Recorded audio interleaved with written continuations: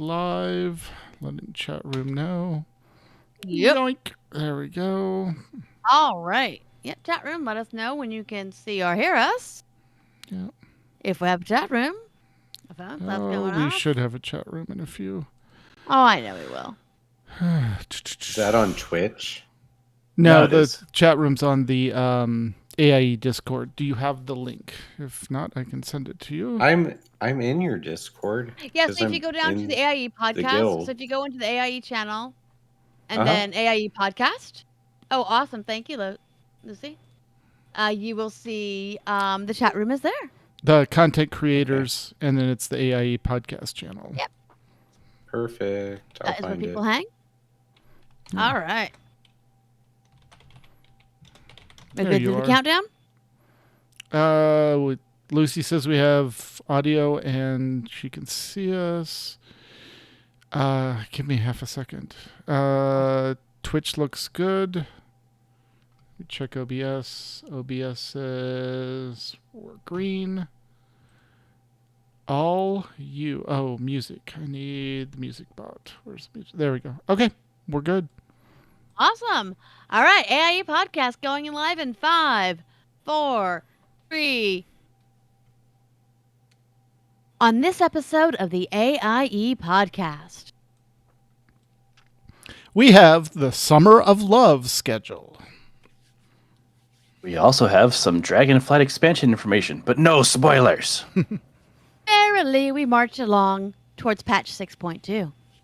And Lord of the Rings wants to get the band back together. And we have Dr. Gameology, who's here to talk to us about all sorts of fascinating things about gaming. And that was Mew's line. Take that, Mew. Let's do that and edit. All of that and more coming up right now. I'll steal yours. All right.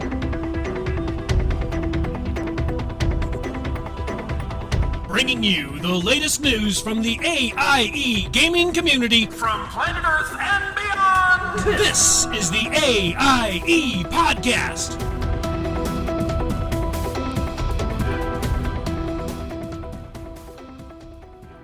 As of today, I've been doing this podcast for 8 years, and I still don't know how show notes work. Anyway, hi, guys. Welcome to the episode 389 of the podcast celebrating you, the Aaliyah Octa-esque gaming community. The Die Has Been Podcast. I am Akala. To my left, downstairs, and a few feet over, is Tetsumi. Hello. And to our right, over 2 states, and just about over 2 states, is Mew Cow. Am I supposed to say stuff about the Guild Kitchen now? Is that how this works? Now that we've... No, I'm always the Guild Kitchen. Always the Guild Kitchen. Well, greetings, Guildies. There's an apple turnover in the Guild Kitchen. Anyways, and this week we're joined by a very special guest, Dr. Gameology. Welcome. Thank you for having me. Well, thank you very much for coming on the show. We can't wait to hear all the fascinating things you have going on. Before we get into that, though, let's kind of go and chat about what we've been doing in and out of game. And I'm going to start with you, Mew. Mew. Starting with me. Mew. Let's see. Out of game, well, I just made Brenner for dinner, so that was fun. I actually found some, pumpkin spice pancake mix hidden away. So I was like, we're being miserable in summer. Why don't we just look forward to the fall real quick and have a little pumpkin spice. But yeah, that was nice. And other than that, it's miserably hot here, so we're not doing anything. Basically waiting for the sun to go down. We have 2 cats that are begging us to go outside every day, and we keep telling them, sorry, it's over 100 degrees right now. You can't sweat. You're black. You're black, yes. And like one of you is like super long furred. Like, no, you don't last long out there. So wait until at least, cools down a little bit. We're really doing the same cats besides the outside thing, don't we? Yeah, pretty much. That's pretty much just, staying inside, trying not to melt. You can still feel the heat, even though there's air conditioning. Like, there's just something about, over 100 degrees of heat outside that you can still feel it. Yep. It's oppressive. But other than that, in game, I've been playing actually a lot of Guild Wars 2. Awesome. I've dabbled with it off and on over the years, but never actually sat down and truly played it like I have lately. I I went through and did a little bit of Path of Fire to get mounts because apparently that's a thing you do. You want those mounts. It changes the game, the way the game plays when you have those. But then I've been going through what they call the personal story, essentially the original Guild Wars 2 story. Because I've never done that full story. I've done fits and starts, done all the starter areas for all the races and whatnot, but never really dug into once you pass level 30, then it's kind of like the here's what's happening in the world kind of thing. So I've actually been enjoying that, and yeah, I'm actually about to finish it. I'm working on the level 80 stuff right now. Wow. So yeah, so that's it goes by a lot faster when you have these mounts because the original game zones aren't designed for mounts. They expect you to be running around everywhere. So I jump on a raptor that can canyon jump, and they're like, "Oh, that thing that's supposed to take you half an hour to walk around, yeah, I just jumped over it real quick, no big deal." But and then having the skimmer that floats over water, like it's changes everything up when you can basically just zoom around on the water when they expect you to very slowly doggy paddle everywhere. But yeah, no, it's an interesting story, and at least when you play the expansions, all these characters are like, "Hey, how you doing? We did great in that last thing, didn't we?" It's like, "Oh yeah, sure, person I totally know who is totally." Like, Yeah. So yeah, I just wanted to go through and kind of see who all these people are and why they're buddy, why one looks at me funny and all that kind of fun stuff and kind of get a backstory for what's been going on. But yeah, it's been a lot of fun. I've been curiously enough playing Necromancer, but not playing the Necromancer. I've been playing the Reaper. So Wait, you sure you're not on Final Fantasy 14? yeah, that's what I was you. saying is I got pulled into playing. Well, and here's the funny thing: it's Reaper, but it plays like a Death Knight or Dark Knight. Oh, okay. Like I have a giant greatsword as a Reaper, and I'm basically just running around and stabbing things with that. But it has like an ultimate ability. Once you get enough resources, then you become like the full on Reaper, and you have like the sword gets a little, and then you have the Reaper scythe, and you're running around and stabbing things and turning everything cold and all that kind of fun stuff. But yeah, it's interesting being a melee cloth user. So interesting, yeah. Usually us clothies like to stay in the back. Yeah. typically, yes, yeah, and that's and you like because of the way Guild Wars 2 works, like you switch between two different weapon sets. So I have like my great sword, but then I have my axe and warhorn, which is a curious setup. But apparently, like you can throw the axe at stuff, and then you can blow the horn at things, Okay. and that's your ranged. And Right. then you switch over to great sword and then stab at things. So it's kind of interesting. And yeah, it's been and it's been a nice change. And so with Final Fantasy 14 kind of on that purposeful content lull, and I'm waiting to is see nice. what's. Yeah, well, it's nice that's on purpose. Like they want you to not burn yourself out with the game. So Yeah. I've already essentially done most of what I want to do. So I'm kind of in a break with that, and because if I just keep plugging away at that game, I'm going to burn myself out. Then I'll end up hating it and Yep. just being Right. miserable. And yeah, it's not fun. But yeah, and I'm looking forward to seeing what people find in the new WoW expansion. I've been kind of trying to keep an eye on that. But yeah, that's probably enough about me. Awesome. All right, Dr. Gamology, what have you been up to in and out of game? Well, my in-game and my out-of-game are very blurry. True, right, very true, considering your profession. Yes.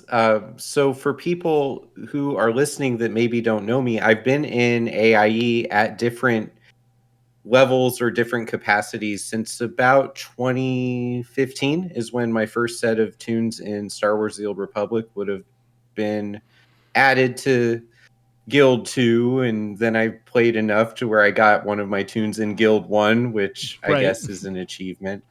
and so then I became a gaming researcher. So I'm a mental health professional, and I've been licensed for over 10 years now in whatever states it is that I'm in.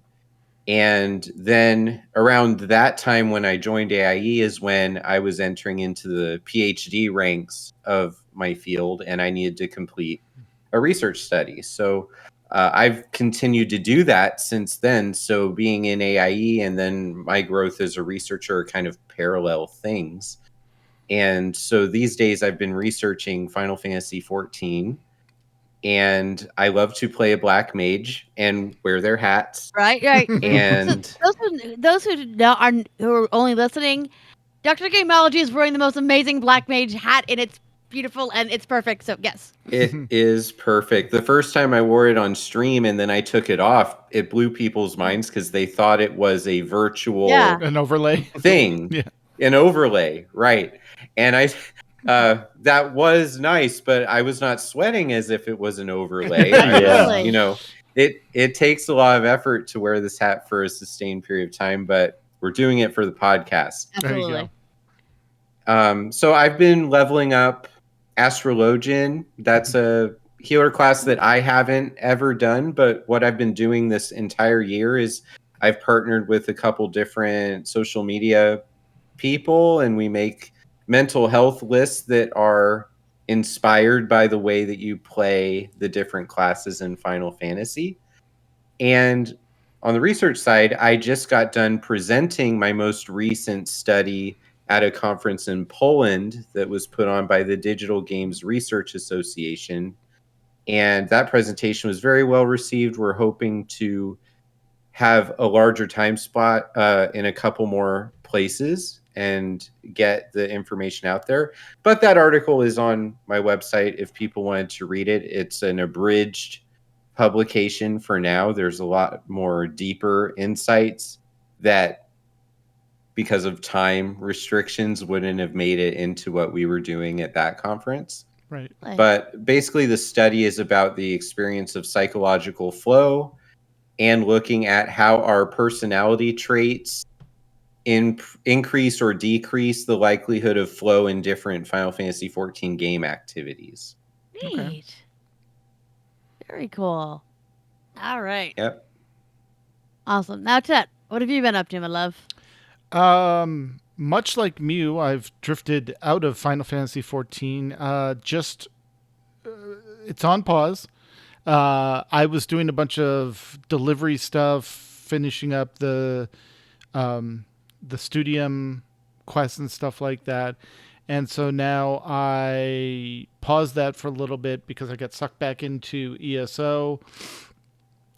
Just finished the High Isle expansion storyline for that. And found out that apparently ESO has champion points. So it's like you hit level 50 and then all of a sudden they're like, here, have some Paragon levels. I was like, okay. Not something. Okay, fine. I'll take it. And so now I'm looking at that. And then I flipped over to my other character and it's like, you have 12 points to spend. I'm like, wait, these are account wide. I'm like, go to every alt and spend all them points. Yeah. No, that's good. I'm like, wait a minute. This makes my life a little bit easier because I didn't have to get to 50 on that character to be able to spend them. So it'll be interesting to see how different that character plays with those added points in while I'm still focusing on the main. With the main, I finished the Fighters Guild storyline for now. I finished the Mages Guild storyline. The Mad God storyline for the Mages Guild in ESO is very fun. There's a good twist choice at the end of that. That kind of like, what type of person are you, or what type of person is your character? I won't spoil the choice, but it comes down to, do you want, A or B? And depending on what your goals in the game are, you make that choice and you get granted that. But it's a good storyline. And then I was looking at some of the different chapters to play through now that I've finished High Isle. Now I'm going back and going, okay, what DLC do I want to focus on?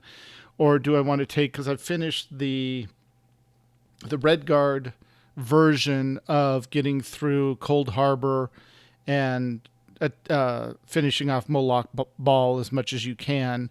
And then at the end of that, they're like, okay, now if you do this, basically everyone will forget who you are, and you can go to the other two areas, pick one of those, and play through the main storyline to Moloch Ball again as if no one knows you, which is an interesting way to experience the flow of that.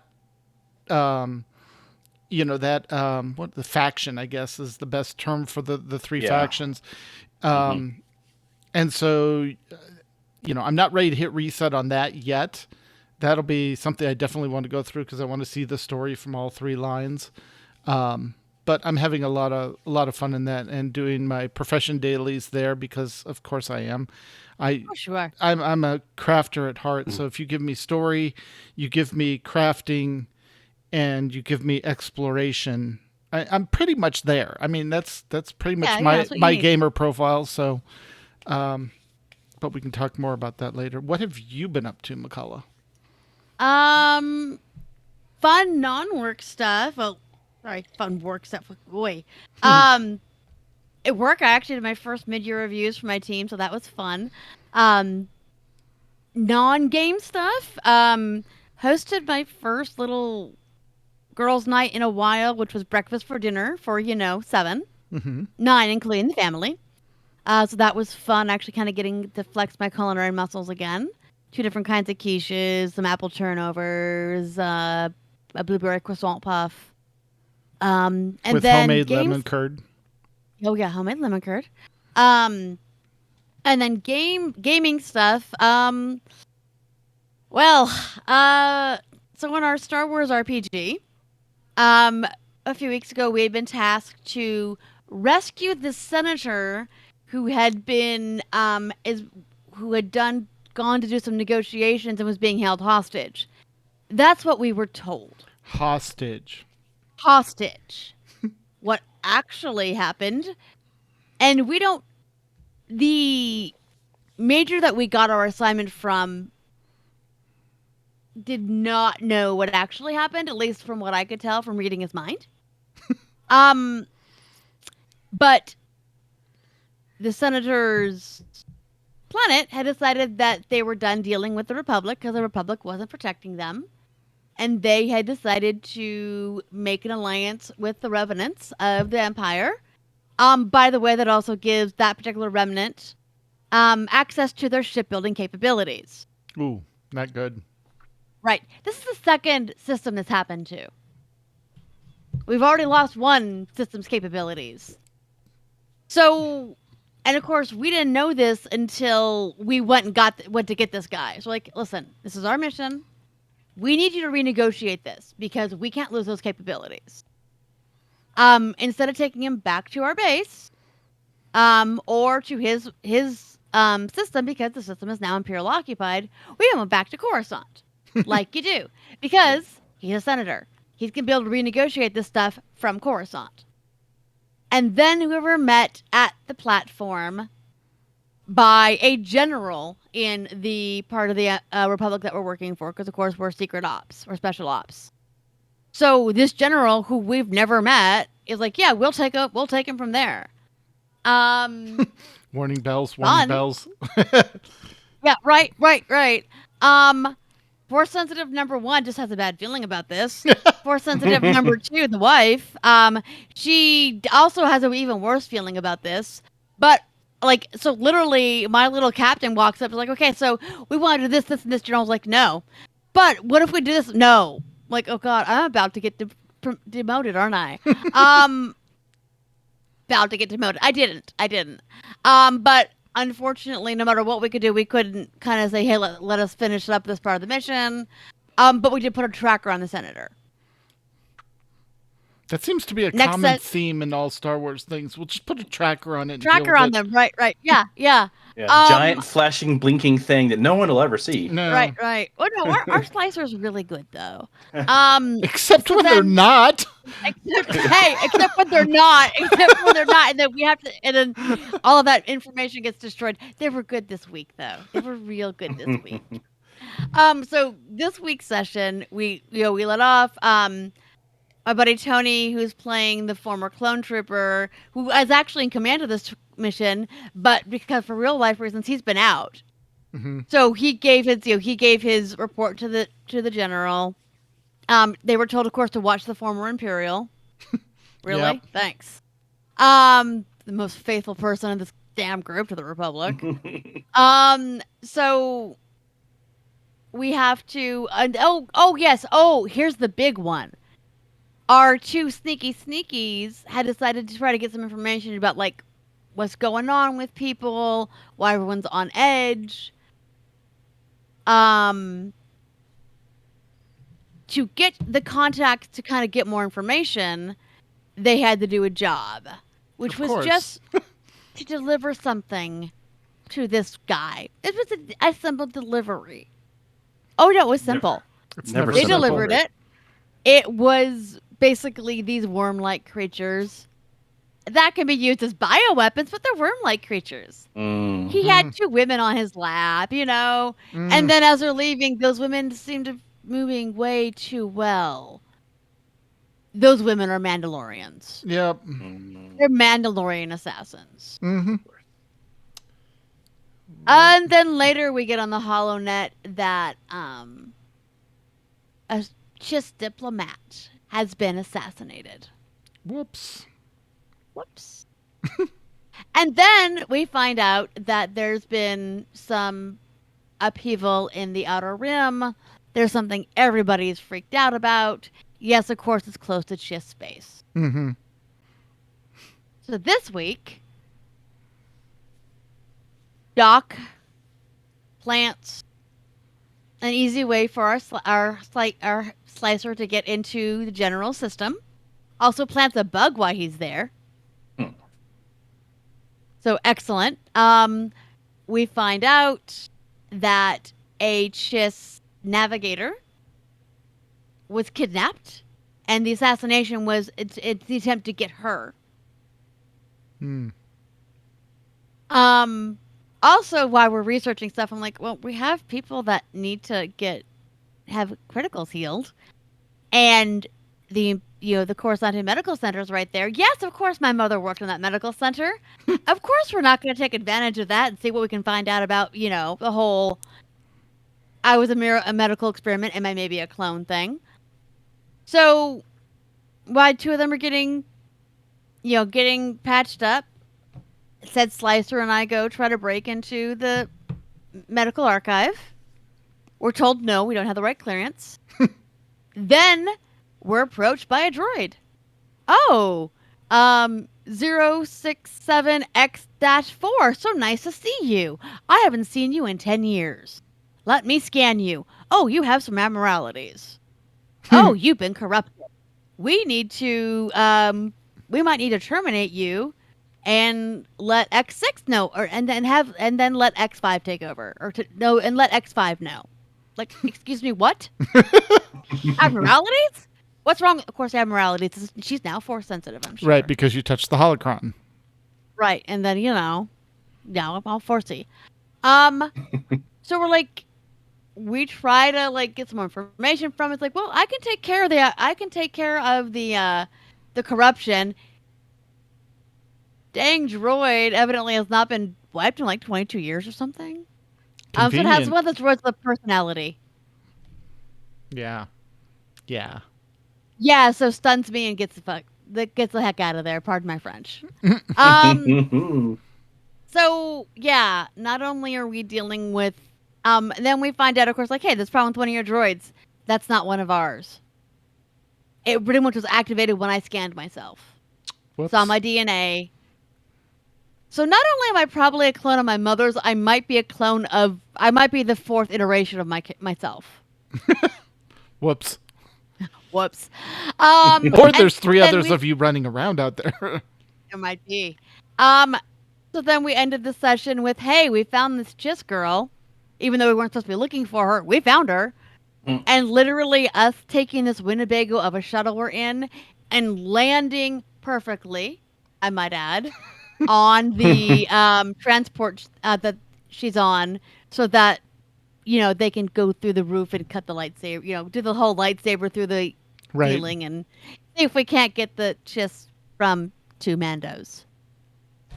Fun. And because it's almost done, Call of Cthulhu, we got the mask. Got the mask back. We kept them from getting the Auton from the fall of Atlantis. We have about half a session left of this game. We saw the actual fall of Atlantis. Saw Ah, it. Interesting. Caused multiple people to, which of course was caused by, Cthulhian monster, Deoloth. Caused multiple people to lose it. We have about half a session left of this game we've been playing for 2.5 years. It's been our pandemic game. We That's don't know awesome. if we're going to survive. I'm hoping we're going to survive, at least some of us. Now, was But- that you going in with both groups? Yeah, so this was I was dual wielding a character. Right. Dual wielding characters. Yeah, but this was 2 different groups, 2.5 years.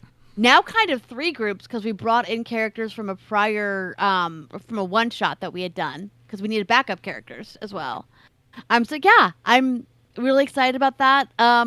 They did save the world. Now we don't know if they're gonna die or not because But the Nazis can't get that mask back. They can't get the disc back. They do not have what they need to do this ritual again. That's good. So we saved the world. Yay!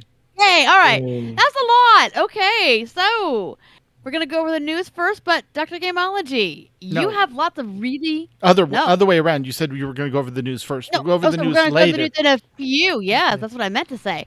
I'm so used to say, how do I podcast? Yeah. But Dr. Gameology, you're our guest, and you have a lot of interesting things going on, and we would love to hear more about them, about your research, about your podcast, all of it.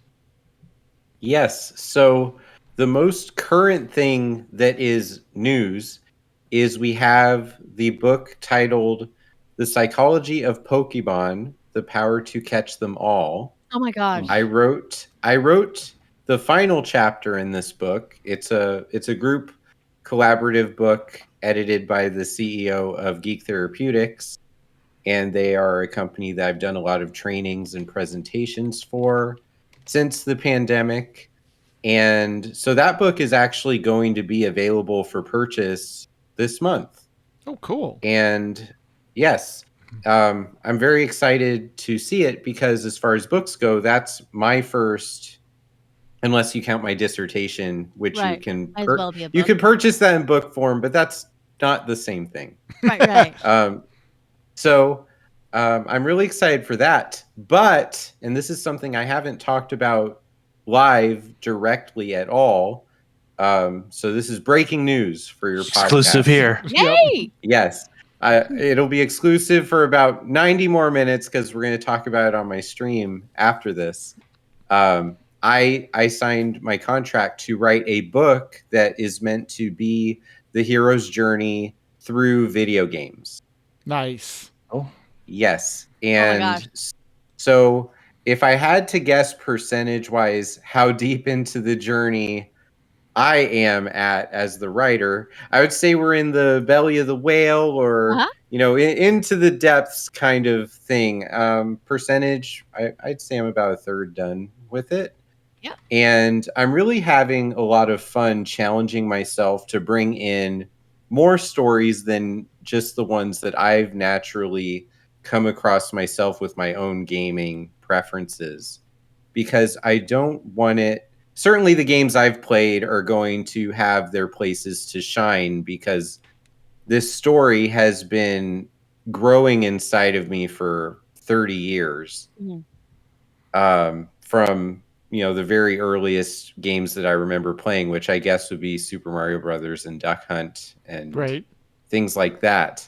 But every chapter I am taking a look at what is the consensus of games that have these stages in really memorable ways?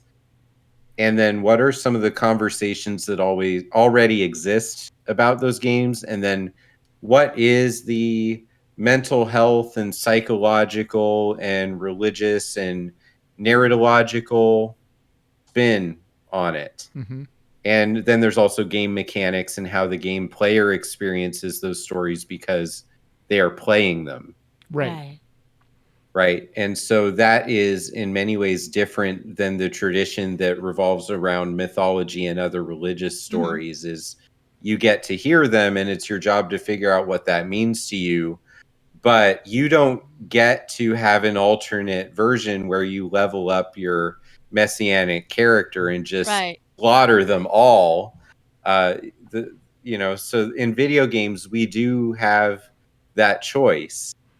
For example, I'm playing Elden Ring on my stream one of the nights every week, and I quit streaming that game when it was new because I was starting level and I was getting wrecked by enemies that are not very terrifying now that I'm level 500 and I'm on my 5th playthrough. Right.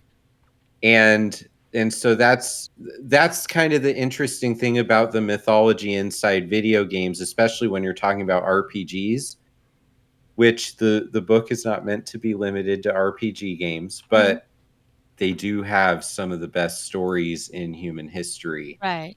So, in fact, when I present at fan conventions and talk about the psychology of games, I've credited Final Fantasy XIV many times in public at having one of the best stories of fiction I've ever seen.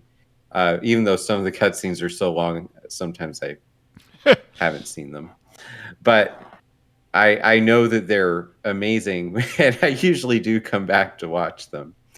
It's so we have the book that's coming out now. We have a book that hopefully people will be able to read by the end of next year, I'm hoping, but that's very flimsy. I just have my writing deadline right now. Right. And I have had journal articles during the pandemic that were accepted and didn't get printed until 18 months after I had the email that said, "We're publishing this." Absolutely. So that can happen. And also the website, I launched drgameology.com at the beginning of May, and it's been getting some better traffic than I expected I would get, just being me and sending things to the people that I'm aware of knowing. And also we moved the podcast over onto that website too. So everything I do is now connecting into one place that has my name on it, which is really a cool thing to be able to look back, because I changed my online gamer name during the pandemic because I had this idea that, well, my name is after a game that I'm not really playing very much anymore because I outgrew it and they weren't releasing content in my style of gameplay. So I hung in there for a very long time, even though all of those things were true, but I changed my name to Dr. Gameology, and really that has opened a lot of really cool opportunities to expand the conversation about the psychology of who we are playing games. Awesome. Yeah. So I have many questions, but I think was the game your Persona based on originally Star Wars? Yes, it was. And we actually the way you said what you said, I'm like, I'm nodding along. I'm like, that's Star Wars. That's Star. Yep. Okay. That's Star Wars. No, so I mean, you can see the story of who I am as a gamer behind me. We have the lighthouse from BioShock, and we have the TARDIS and Yoda telling us do or do not, there is no try.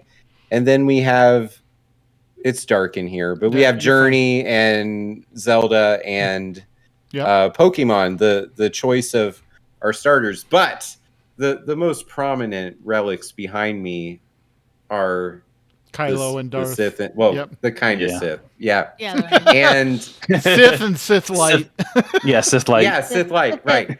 Well, I have turned them into Sith Lights. How about that? Yes, exactly. That was So, Star Wars always has been my favorite fandom and game franchise. And the reality is, the hero's journey with Star Wars has already been done as a book. It's already been acknowledged by the creator. If you listen to that amazing Campbell Moyer's podcast, interview from the 80s, the Power of Myth, which was recorded at Skywalker Ranch, of course. That's the mother of all. Like, here's how we're taking this mythological ideal and bringing it to pop culture in a very obvious way. Yep. Right, absolutely. And so what I've been doing sitting here trying to figure out what I want to be in this field of, psychological research and showing up at fan conventions to do the mental health panels, which I always, by the way, looked at those like, well, when I level up, I'll be able to do those. Right. Right. And Yeah. and I didn't realize that I had already leveled up a pretty good amount, and people are interested in what I have to say right now. And the cool thing about the last year or so is I've been able to go to all the 3 PAX conventions that have happened, and we've done Nice. panels on Dark Souls and Pokemon and D&D. And I did MegaCon in Central Florida Comic Con here in my state, talking about Final Fantasy 14. And then Digital Games Research Association also thought the research side of what I do was worth listening to. So, I really am enjoying meeting all the people in this psychology, mental health field that Mhm. also have been doing the fun things that I've been doing my whole life. And then they became these professionals, and now it's their Right, voices.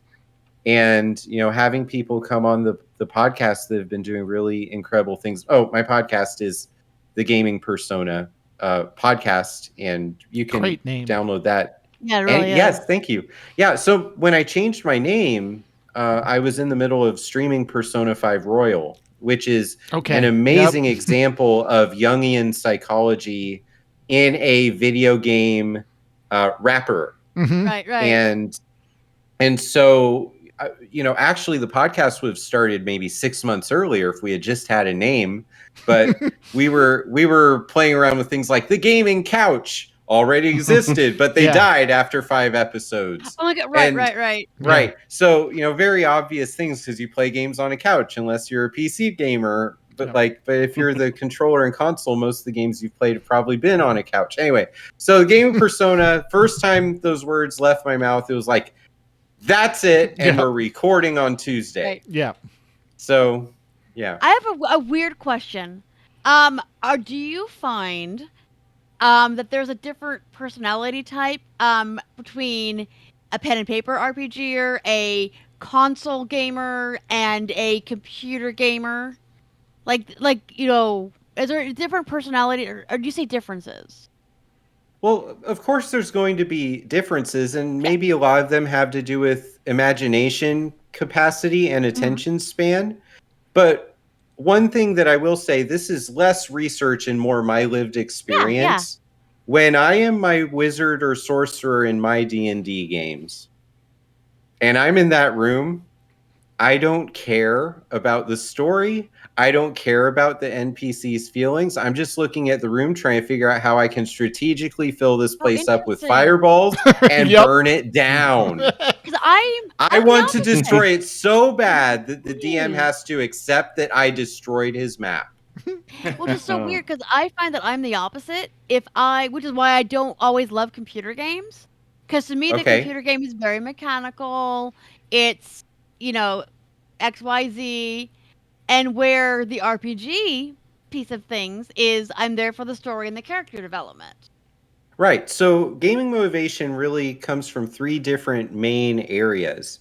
And so what you're describing is very much an immersion category where you have things like discovery and the role play elements and getting to be an actor inside this lore and sort of poke Right. around with the lore and see what's going to happen.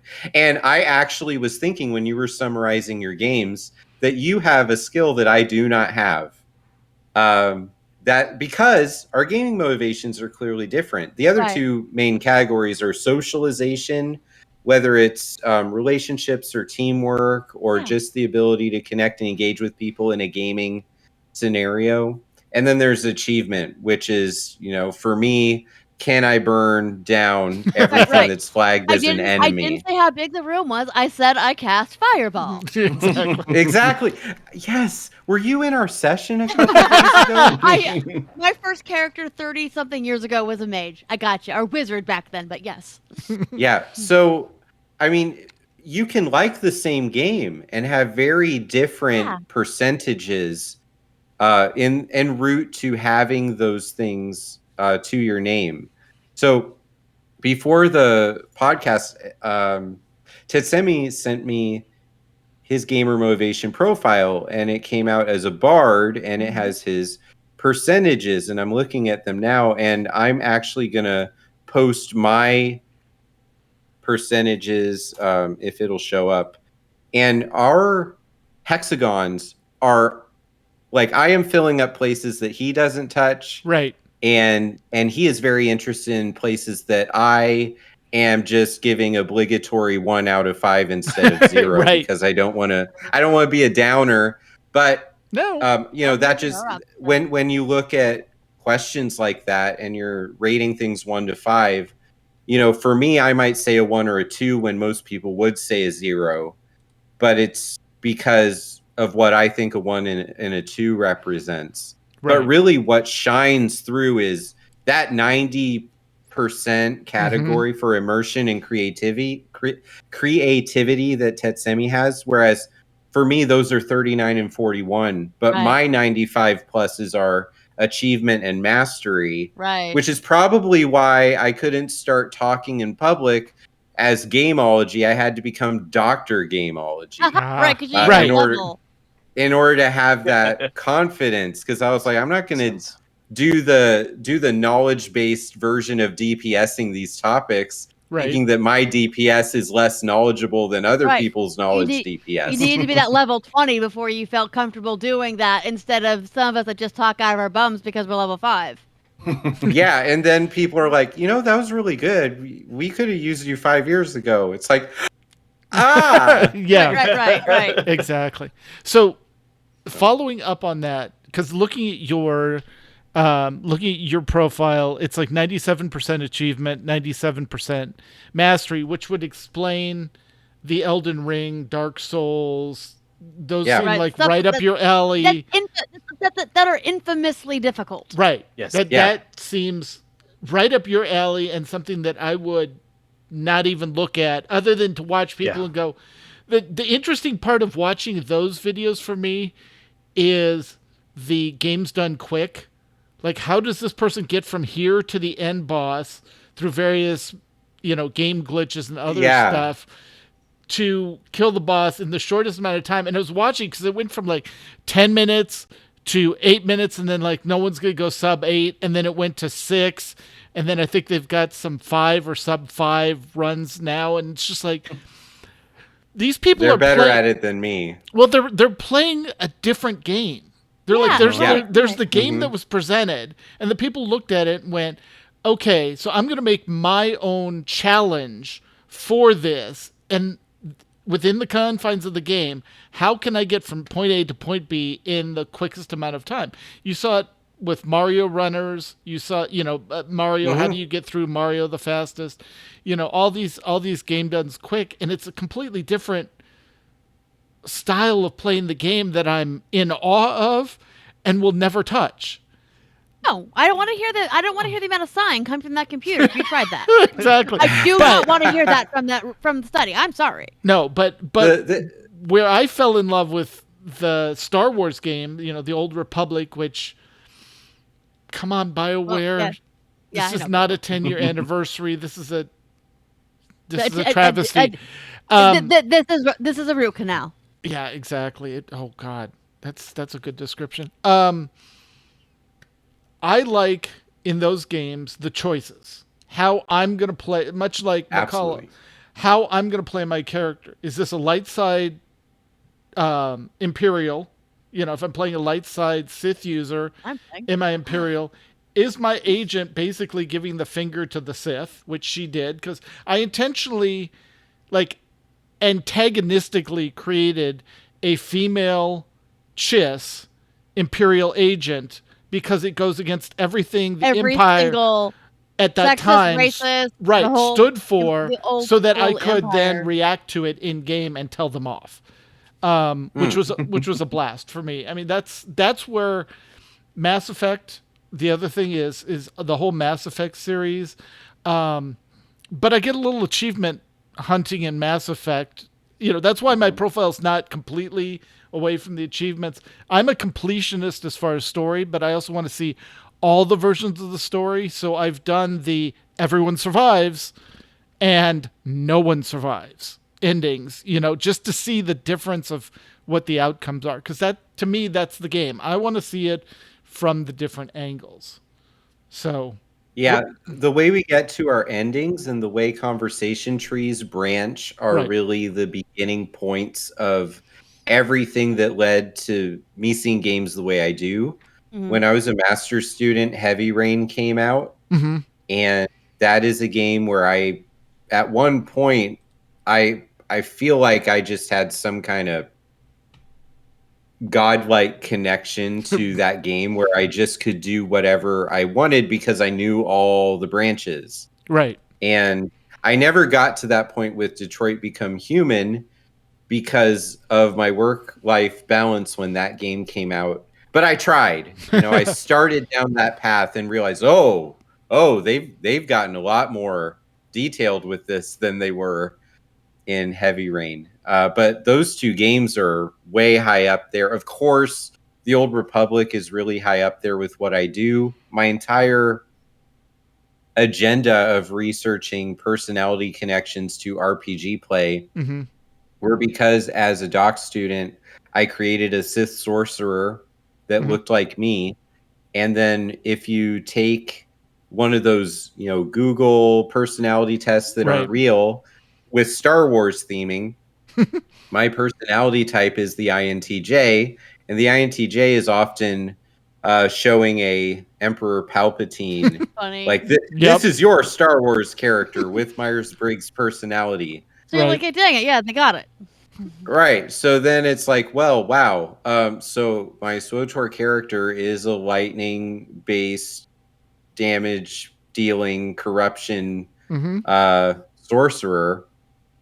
And that's what my real life personality says I should be in Star Wars too. So I wonder if more people have this kind of connection. Right. And so, of course, when you start organizing the scientific research on personality types and traits, and it doesn't get that one for one. Right. But for me, it felt very one for one. And that curiosity just kept pushing me into different games and different researching opportunities. And it will continue to do that. Also, so we have an episode coming out tomorrow that is not this. So next Monday's episode of our show, we're going to talk about grinding in video games. And that, of course, involves trophies and achievements. Right. And I think it's really interesting hearing that we're identifying the difference between the game-defined achievements, which are the trophies and the unlocks, and then the game community achievements, which are timed runs and things that are only defined by us, and they have to be intrinsically rewarding because you don't get anything for them other than the knowledge that I did something most people can't. Right. And then a whole community springs up around that type of gameplay. Because, it's like somebody decided, let's see how fast I can do this. Let me see what the high score I can get on Donkey Kong is. Or, and then all of a sudden everyone's like, well, there's a few people doing this. Let's kind of codify it. And then you get a community of, okay, if you're going to do this, you have to follow these rules. And it just kind of, grows like that. I do have a question. Does your Sith sorcerer go complete dark side on the choices? Originally, yes. Okay. And then, because the way I see the light side and the dark side is I don't imagine very many light side people have PhDs because they're completely fine accepting that they didn't do their assignments. Okay. So they're not achievement oriented. The Sith are going to look at assignments and they're going to destroy them and show the professor how mundane their rubrics actually are and how much superior bending of the knowledge to our purposes. So as a doc student, I was fully Dark 5. Right. I finished my doc program and felt the chains break. And I realized I don't have to do this anymore. This is a nice feeling. I can actually just focus on liking people and helping people in their therapy sessions. Right. So I switched all the way from Dark 5 to Light 5, which took a couple weeks of effort, the way that, because it takes a lot of points to make it to Dark 5. Yep. Yeah. And then I started having to grade papers, and I started to see again Uh-huh. A little bit of grade. that the Sith code actually is very close to another mantra that I really appreciate coming from Nike, which is just do it. Right. I'm in compliance and I have to audit a lot of reports. So yeah, I get that. Yeah. Yeah. It's, I mean, also, during the pandemic, I tapped a lot more into my light side thinking as a professor, which I'm sure a lot of my students appreciated. But you give people an inch and they'll take the entire continent. Yes. Yeah. And Obi-Wan came out, which reconnected me with my hero. Right there, Darth Vader. And so I had to, take those continents back. So the light side and the dark side, though, is a really quick way for me to get into where it is I'm at in terms of how I connect with people and how I connect with my games. And I think that, when I'm in my light side mode, I'm playing a lot of Journey and Abzu and Flow and all those. And when I'm in my dark side mode, I'm playing Elden Ring. And Right. it's, and Final Fantasy 14 has always been in the middle of that, since that's the MMO I switched to, because I have Savage Raided, but then I don't Savage Raid because what time we're meeting, or because it's not fitting into my schedule. Sorry, excuse me. So my schedule is very tight in terms of tasks that I must complete. So I always want to do the toughest challenges, but sometimes I have to accept that now is not the right time. Yeah.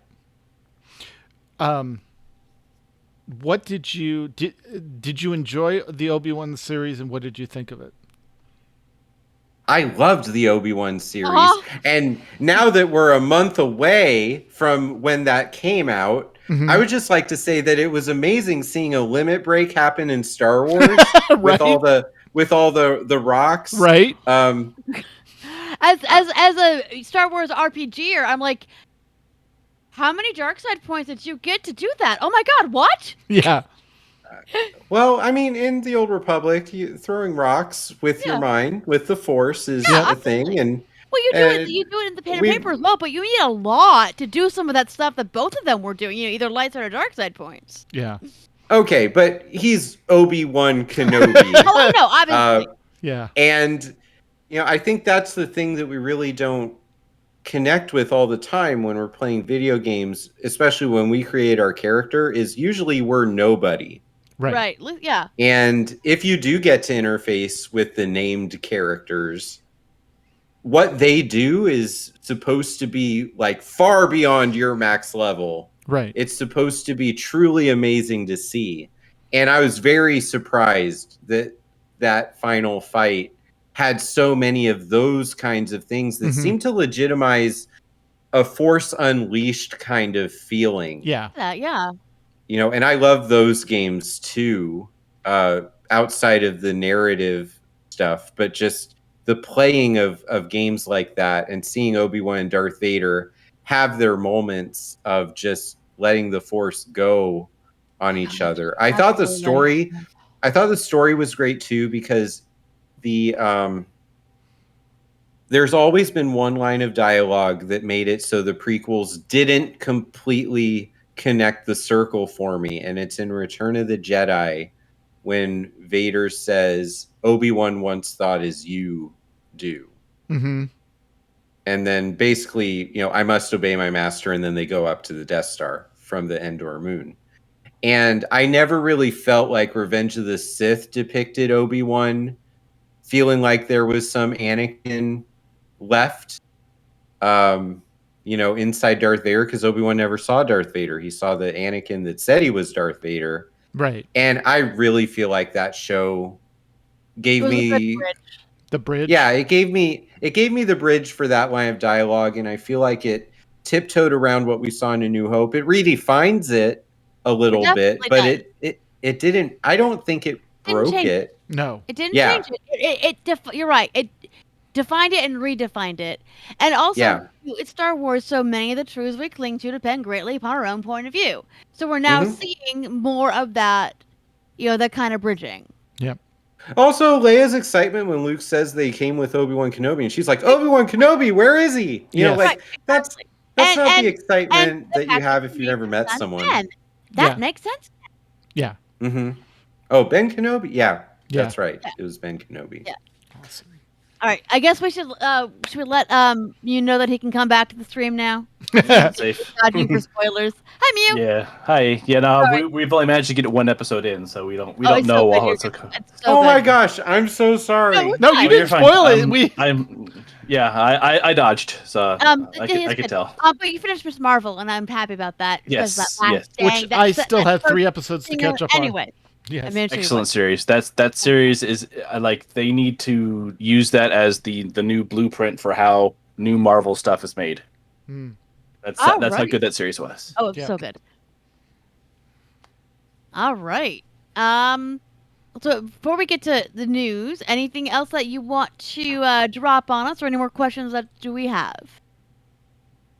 Oh, do we know with the books, the Pokemon book, let us know when that becomes available, how to get that, or do you know yet where that's gonna be available from?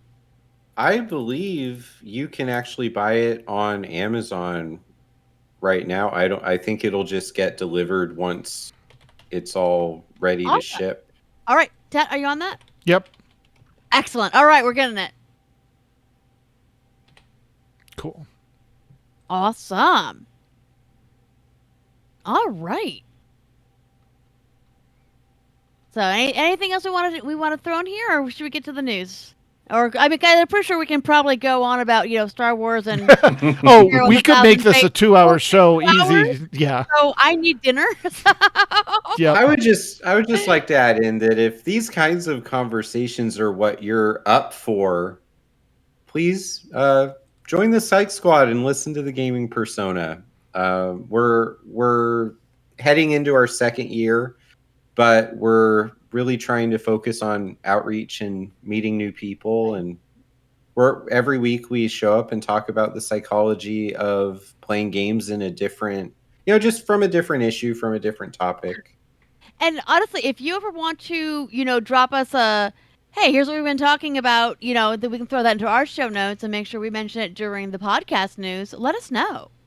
Yeah, you'll see. Both of us shortly. are in the guild. Is that something? Exactly. Yes. We wanna Maybe we continue should build a better Yeah. connection there. that. Yeah. Yeah, look Absolutely. below. Yeah. You'll see very shortly. We will go through all of our guildy podcasts. Yep. Yeah. Okay, well I'll be sure to give you updates and things and become a more constant. See, it's one of those things where it's like I was describing. Oh, you could have been telling us you're doing this the whole time. Exactly. But I wasn't a Yeah. high enough level in the game that goes on in Yeah. here. Yeah. Absolutely. It is certainly, and you don't have to be 20th level. You do not have to have a doctorate. I think everyone fights through Well, the Lucky imposter for me, syndrome. I do You have do. that. Excellent. I don't need to achieve that again. No. No. I mean, you can, way. but back to the root canal No. conversation. Yeah. Oh, right. Awesome. All right. Well, let us then get to this week's news. AIE News. Hey, folks, we're halfway through July, and you know what that means, right? The Summer of Love is right around the corner. We have your schedule for the Summer of Love. It starts on August 2nd, a Tuesday, of course. We have the Memorial Walk starting at 9:30 p.m. Eastern Standard or Eastern EDT, Eastern Daylight Time. Yes. Yep. What's time? Okay, Eastern Time. In WoW, follow Gusty. It's at the Shrine of the Fallen Soldier, of course, to Booty Bay. WoW Classic. Lucy's in charge of that one. Find the Shrine of the Fallen Soldier to the Gates of Orgrimmar. Lotro, Meilung, will adjust MFN from Monday to Friday this week, by the way. Breach, Above the Bluff. Sotor, BC and Corley, Alderaan, of course. ESO, Redrum / Ken's in charge of that, and that's the Panther Fang Temple. STO, Greebog, Wolf 359 Memorial. Guild Wars, Dejara, Alliance Arch Memorial Wall. And Final Fantasy XIV, Abavan with the Free Company House.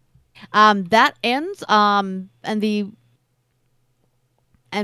events end on August 7th.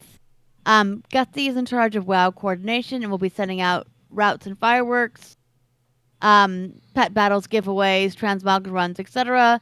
Visit the other side, Horde, which means Horde and Alliance are going to flip. Stuff that Gusty has planned, by the way, or that's been working on getting scheduled. D&D discussions. All sessions are, I got D&D discussions and Ben's podcast. Yep. D&D discussion. Okay, D&D discussions are going on. Sessions are going to be 4 to 5 players. Sign-ups are posted in the thread. The channels are live, so. Yep. DP Roberts is going to run a session on 8/4 from 9 p.m. to 1 a.m. Eastern. Palel is on Friday, 8/5 from 9 p.m. to 12 a.m. Eastern. Duskmeyer Saturday, 7 p.m. to 10 p.m. Eastern. Mammoth is Sunday, 6 p.m. to 9 p.m. Eastern. Titles and details to come, including the sign-up sheet. Yep. And there is a schedule already posted in the channels in Discord. Yep. All right. In streaming and guild podcast news... Insert your stuff here. Insert your stuff here, yes. The SOTOR Escape Podcast 431, Bad Reputation. Any reputation you can't get to Legendary is a bad reputation. Syndicate was almost that way for us, but help for that is coming in 7.1.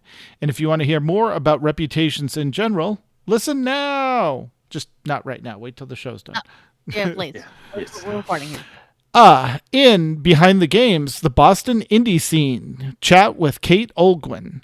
We talk about Kate's EDU experience at Worcester Polytechnic Institute, her experience building the indie game Call of Karen, her work sponsoring and organizing the Boston indie game dev scene, and her current game design role at Other Ocean Interactive, working on games like Project Winter.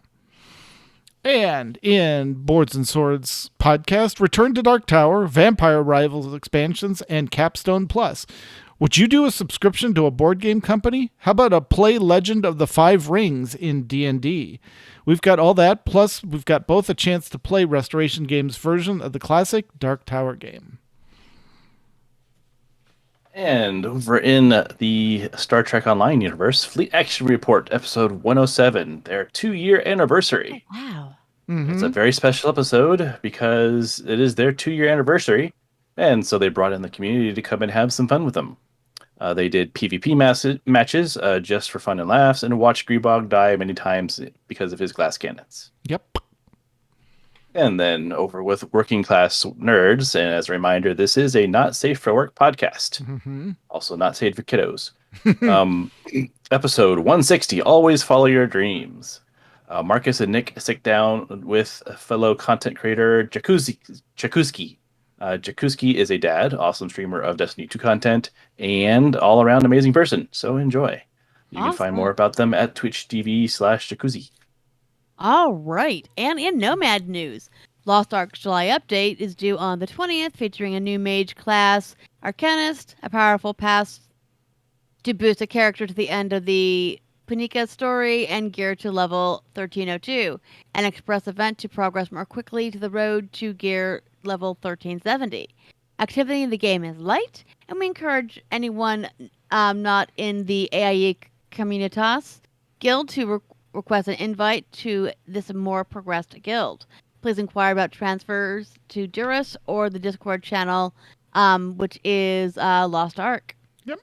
And I would say it's interesting that this game, like everyone else, is worried about. Oh, we don't want our levels to get too high, and Lost Ark's like, nah, 1,031, I know, like, 1,300. It's like Just go. Ooh, okay then. Yeah. yeah. They've been for how many months now, and they're already past 1,000 levels. Absolutely. Yeah. There's no squish there. Nope. Nope. More of an expansion. All right. In WoW news, there is a lot of excitement and debate over new info on the Dragonflight expansion, along with a request for no spoilers in the main channels. Customizations for the new Drakthir race are amazing, and Hogger's among many familiar characters getting a makeover. New options in Alpha for players will be the ability to select a body type instead of having to choose male or female, and data mine strings also show work on being able to choose the voice and pronouns separately. Yep. And we linked, there's a Twitter link to one of the devs that is working on that specific integration piece of the puzzle. So if you want to follow them, that's awesome. In WoW, Season 4 is around the corner, and Gusty Tales among those still pushing for Mythic Keystone Master. Hooves crossed, and thanks to everyone who has helped with their guildies with last-minute achievements. And, of course, Summer of Love. Schedule's up, and they've got several WoW events such as Snail Racing, Battle Pet Safari, and The Other Side Challenge. Roll a tune on the opposite faction. Join the fun and bring others. Cross-faction Noob Raid is still going strong. For the next 3 weeks, while Kinney's on a much-needed vacation, Wingclip and Cylindri have volunteered to run things. And in WoW Classic, a Summer of Love event. Sky is proud to announce that their sister Summer of Love is looking for a mate. In true fashion, you must earn her hand. 6 items will be required to win her hand. Her suitor must be a new level 1 troll, so no bad habits, and able to take care of her, thus the 6 items. The items will be announced on the night of July 31st, and to support her in her new life, the family has put a dowry of 1,000 gold, which is a lot in classic times. That is. For the winner of the Great Hunt. First troll to trade the said items gets Summer Love and, of course, the gold. There are second and third prizes as well, just a few small pets, but it should still be fun. Also, as a reminder, Wrath is coming closer. We're likely sometime at the end of August, maybe September. So we have an influx of new players that are coming to level 4 this summer.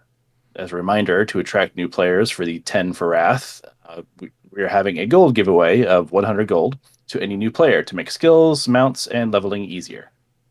Sundays and Wednesdays are dungeon days, which are 9 to 11, I assume, p.m. Eastern. Mm-hmm. And everyone helps each other on the 5-man quests and the things related. They are working on getting 10 people to 70 so that they can raid Karazhan and begin to get that 10 for Wrath synergy going. Their raid leader is Shrimpicles, and they're always ready for new people to come join the fun of Classic. Awesome. And in SOTOR news, BC created a scavenger hunt for MFN, where everyone use their secret droids to dig up treasures for fun and prizes. Additionally, they continue to run operations for MFN when they have enough people for it. If you're wondering what classes they need, they usually can get tanks and healers, but oftentimes could use more DPS. It's entry-level rating, and everyone is welcome, no matter your level or experience or gear. Sorry, no matter your experience or gear, not level. Wow, Heath. Come join us. Especially if your dad joke tank is low, because they can supply you with some more. Absolutely. In ESO, the guild has been killing world bosses and clearing sky shards in various zones. Trials, they've bravely gone into the 12-person content with 10 to 11 people and were successful in both killing bosses and having fun. And Sunday? So Friday, they actually had a full 12 to go into the trials, so they had a lot of fun. If you're interested in running dungeons for pledges, we have 2 dungeon groups that occasionally need someone to fill in. Check the Undaunted Enclave channel in Discord for more information. And things that are coming up. MFN for the next 3 weeks will be hosted by some of the regular attendees while Kinney is on vacation. Lost Steps DLC and Update 35 is available on the PC, Mac, PTS now. Yeah, just a note. If you want content and you want a consistent level of content even more than Final Fantasy XIV, ESO is pumping out the chapters and the DLC. They just released High Isle, and the new stuff's on the PTS and is due to come out like soon. So if you ever want for content and you like the Elder Scrolls style game, take a look at ESO. And speaking of more content, Final Fantasy XIV, AIE continues to roll along and are still marching towards patch 6.2. For those grinding away in Crystalline Conflict, which is the new PvP arena, the season rewards, which end at the release of 6.2, will reward all rewards up to the tier you reach. So you don't have to worry about blasting a past reward that you want. Basically, once you get to they kind of changed it so that once you get to a certain rank in Crystalline Conflict, you stay there. Like you don't get knocked back down. So cool. It's a nice change. So that you just earned it and then you stay there. Also, data center travel is up and running. They would love to have you visit the FC on Goblin, but we get that other people maybe belong to other communities or you have an established friend group elsewhere. But now you can travel to Goblin for AIE events. Any AIE member or friends thereof are welcome to hang out with us at our events, visit our house, etc. We would love to see you at our next event. Speaking of which, map nights are rolling along, of course. Saturday nights at 9:30 p.m. Eastern. They did run last night. Come along, get loot, have a great time. Level 90 characters that have all the zones unlocked are required. Bringing a map is not required, but it's appreciated. Definitely helps. If you are not level 90, be on the lookout for non-90 map events. Group maps with a chance at loot zone are available from level 60 and up. They actually did some of that today, I believe. Yes. They did level 60s. Yep. Thursdays at 10 p.m. Eastern, they're going to be doing Sprout Raids again. They completed all of the legacy 24-hour play groups all the way through Shadowbringers, and will be looping back around to the Crystal Tower series because which is easy for everyone to say, is the current one, and there's only like 3 or 4 bosses, I think. Yeah. So yeah, and it requires you to have decent gear and be fully leveled up and all that fun stuff. But it's a fun raid. Like it's not that hard, but you do have to be well geared to get in there. Remember that some of these 24 player raids are prerequisites for other content. The Crystal Tower series is actually required now as part of ARR. Also, you need to do Rabanastre if you want to do the Bajja stuff. Yep. Yeah, fun stuff there.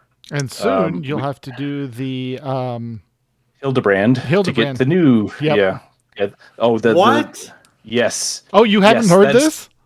Yeah. They're gonna force us to meet Hildebrand now? If you want the relic weapon for this expansion. Yes.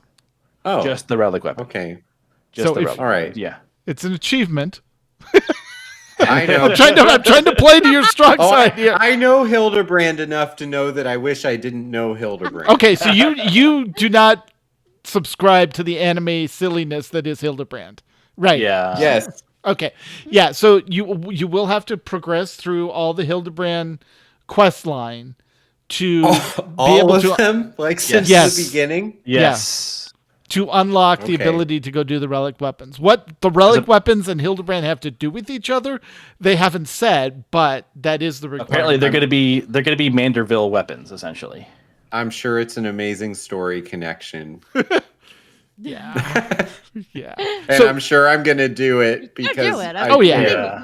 Because you'll want the Black Mage You're relic doing it. weapon, and I will want the Black Mage relic weapon. Yes. And realize too, you're missing out on trials because you had not gone through Hildebrand. There's actually trial dungeons that are locked in that quest line. If there are blue mage spells associated with them, Yes. I've done those. Okay. Because so see, Final Fantasy is a neat weaving of layered motivations here. Like I don't care about Hildebrand, but if there's a blue mage spell, then I guess I Right. care about Yeah. Hildebrand. yeah, I'll do the Yeah. thing I don't want to do to get to the thing I want to do. I want. Yeah. Right. Yeah. Yeah. That's what I was gonna that's ask. such an interesting patch note update thing. Yeah. Oh, there's been some interesting debate in because half of the players love it, half of the players like, how dare you make that mandatory? Right. So it's Yeah. How dare you Those make are good percentages. Like there's a Yeah. lot of things in the world right now that it's not 50-50. No. and Yeah. it's But it is almost strikingly 50-50. Like it's just like Interesting. I expected less people to be upset, but no, I've seen like I Yeah. said about half people. It's pretty interesting. But yeah, no, it's a lot of fun to be had. Yeah. All right. Well, thanks for indulging my surprise. No, absolutely. Like we said, if you want to talk about any of this, let Yeah, us know. exactly. Have you done the new PvP? No, I actually did my first PvP match of just the front line Right. in June. I just never thought of that as a thing. Mhm. And I was leveling up Samurai, and they're like, you don't have to play Samurai in the map, just be Samurai when the map starts. Right. And then, so I switched to Black Mage, and I ended up realizing I love this because I'm just throwing fireballs across Right. the room Yeah. at people, and they die. Yeah, here's a simple Like in version my of your D&D. class. Exactly. Yeah. I didn't ask how big the room was. Yep. Right. And it's so much fun, actually. What is Crystalline Conflict then? So it's Are essentially you familiar with Overwatch? yeah. Yeah. Where you had the payload.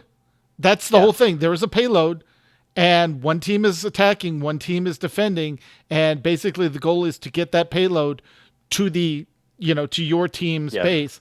And Or so, as far as possible. but what's nice is you have you do not play your full set of skills, which may upset some people. Like but, in PvP. right? It's So it's the same. Set it up. yeah, it's Yeah. the same setup. You go down to limited set of skills, and there are power-ups on the thing, and it is a blast. Like, I played my Bard in there, and we had so much fun doing that. That does sound fun. And I think it's, 8 person? I'll have to check it Or out. 6 person? No, 8 person. Five. It's 5. 5 by Yeah. 5. Oh, that's It's 5v5. neat. Yeah, and That's it's very cool. fast. The matches, it's best of 3, you go fast. So It's not supposed to last longer than 5 minutes. If it does, it goes into overtime, and then it like if everyone jumps off the crystal, then it's done. Yep. Whoever got furthest wins. Is there good EXP gain, or is it only for max level, or how does that work? You still get XP, but because it's so fast, you don't get as much. Right. So if you want XP, you do Okay. frontline. Yeah. Okay, got it. All right. Where are we? Here we are. Okay, in STO news, Federation Colony is still moving closer and closer to the end of Tier 5. KDF Fleet is closing in on the finishing the dilithium mines and having Tier 1 of the Starbase done. Thursday night, fun nights at 11 p.m. They run patrols, missions, task force operations, depending on requests, and any events going on. They focus on Federation side, except for the third Friday or Thursday of the month, where they head out on their KDF captains. Just a reminder, as we mentioned, Fleet Action Report is celebrating its 2nd anniversary. Catch them live on Mondays at 11 p.m. and archived episodes are on YouTube. Look for Greebog on Twitch TV. And in Guild Wars 2 news, ArenaNet has announced the summer roadmap. Big items include upgrading the original world bosses, more shiny and improved loot, the next Season 1 chapter, and another WVW Alliance Beta Week. MFN on Mondays is at 6:30 p.m. Pacific. Dungeons and More Dungeon and More Nights are temporarily moving to be in the same week as Summer of Love, still taking Guild Hall donations, wine and casks. Wine and beer. Yes. Yep. I actually got to visit the guild hall, and yeah, they're still working on stuff on there, so they definitely need all the donations they can get. Yep. Lord of the Rings Online has Weatherstock happening this weekend. Update 3.33.1 is soon, with quotations. Yesterday, Lord of the Rings Online producer Oleg Reninia Brodsky announced via Twitter that he has left his position at Standing Stone Games. What is Weatherstock, you might have asked? Weatherstock is a player-run concert of epic proportions held at the summit of Amonsul on the Landroval server. The current list is 22 different player bands that will play in-game, in character, for 10 to 15 minutes each. And we're wondering where Max Pellel and the crew are, because got to get the band back together. Exactly. Don't know where they are, but we suspect maybe they'll get in next year. Yeah. Max Max. let us know. Max For- let us know. And for anyone that doesn't know, for Lord of the Rings, the music is synchronized, and you can set up the music ahead of time, and it plays the music in game. Your character animations play with the music, and they do full concerts. Like this thing is produced like a Woodstock or a, that type of thing in game. And Land Roval is the server that our guild is on. So, if you want to see it, there's a link to Weatherstock, the posting of when the times are and everything. Awesome. All right. Well, that is our show for tonight. Chat room, if you want to start suggesting some titles, we'd appreciate it. And Dr. Gameology, thank you so much for joining us. This was an absolute blast. Definitely. If people are looking for you, what is the best place to find you? All right. So the absolute best place to find me in a live capacity is on Twitch at twitch.tv/drgameology. And the best place to interact with my ideas would be the Gaming Persona podcast, which you can also download from the podcast page at drgameology.com. And I just really want to tell everyone here, thank you so much for having me and everyone who's listening. I always give everyone a final quest at the end when I'm talking. And, I just hope you continue to enjoy your games and continue the journey. Awesome. Thank you. And you as we well. will definitely have you back on soon. Absolutely. This was Oh, fascinating. yes. So much Sundays are generally a great time for me to do things like this if I know ahead of time. Okay. And I really have enjoyed my time being in AIE and just didn't really understand how deep the rabbit hole goes with It is things so deep. things I can do. So Yes, if you absolutely. ever want a geek therapy or psychology expert with a game in mind, then just bring me on. And Absolutely. I'd love to have more people from the guild on my show as well. So that is, I will keep in touch much better. Yeah, absolutely. Love that. And maybe we'll get the Gaming Persona in the AIE podcast notes every Highly Absolutely. recommend. Yep. Yep. No, we'd love that because we do want to, the thing is, you don't know what's out there until you know. Yep. So, no, Right. that's happy to do, Yeah. It used to be just one, and then it just grew from there. So, Yeah, absolutely. We love that. and also, we'll have a section a little bit further down, but we have a section also for segments. So if you have like a 90-second segment that's AIE or game related that you want to include, we actually have a spot for that kind of thing. So if Yep. you just have like a little clip you want to do real quick, that's talking about I had this thought like an ad or like Exactly. yes, exactly. hey, we Or just even talked just about blah blah blah from Exactly. Yep. Yeah. Okay, cool. All right. Well, if you have a question or comment about the show, you can email us at podcast.aieguild.org@gmail.com. You can also follow us on Twitter. Show is at AIE Podcast. Mew is at the Mew Cow. McCullough is at Cyberwave. I am at Ivory Tiger. We record live with video every other Sunday at 8 p.m. Eastern, 5 p.m. Pacific. You can join the chat room, play along with us on our website, aieguild.org/podcast-live-stream. And our Discord server for chat is at aieguild.org in the upper right-hand corner. For past episodes, you can see them on our YouTube channel, youtube.com/the AIE Podcast. Our theme was composed by the amazing Andrew Allen. Follow him at Keys with Soul or visit his website, andrewallenmusic.com. And this spot right here is where we would put any AIE member segments that we received, but we haven't this week. But if you would like to put together a 90 to 120-second segment that you want to include at the end, put it here, send it to us. podcast.aie-guild.org@gmail.com. Yep. We're waiting. Awesome. All right. And next time, we'll be talking to Gusty Tale about Summer of Love, of course. So until then, AIE, this is Makala. This is Tetsemi. And this is Mewcow. This has been the AIE Podcast. All right. Yay! One of those titles made me laugh out loud. Uh-oh. Trevor, I hope you're happy. Oh, my gosh. Finding your inner Palpatine. I mean, I love that. okay, Yeah, you yeah. get to pick the show title. They suggest you're the them. guest. You get to pick that. But I don't know that I you're going to think come up with. it. Okay, Yeah, no, I don't know that you're that's going to come up with a perfect. better one than that right now. Yeah, that's a Yeah. good one. Oh, that's I great. No, I did use laughed the loud. voice for the do it. Yes, Yes, exactly. do it. All right. That was a great show. Thank you so much. Yes, that was awesome. Yeah, thanks for having me.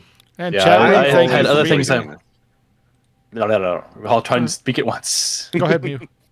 Oh no, I was just gonna say I had other things that I wanted to bring up, but like we were already running so late, so No, I'm sure we yeah, had more no, to it was talk a about. great. Oh, darn. great We'll have show. to have him back on. Yeah. It's hard. I was thinking inside my head after the first part where I got to speak. I was like, I didn't mention the book. I didn't mention my book. Like, Yeah. what am I doing? All I Yeah. did was say I love video games. Well, the idea though. It's Yeah. that idea. It's so hard because I do a lot of different things, and the challenge for me is to try to convince people that it is a cohesive effort.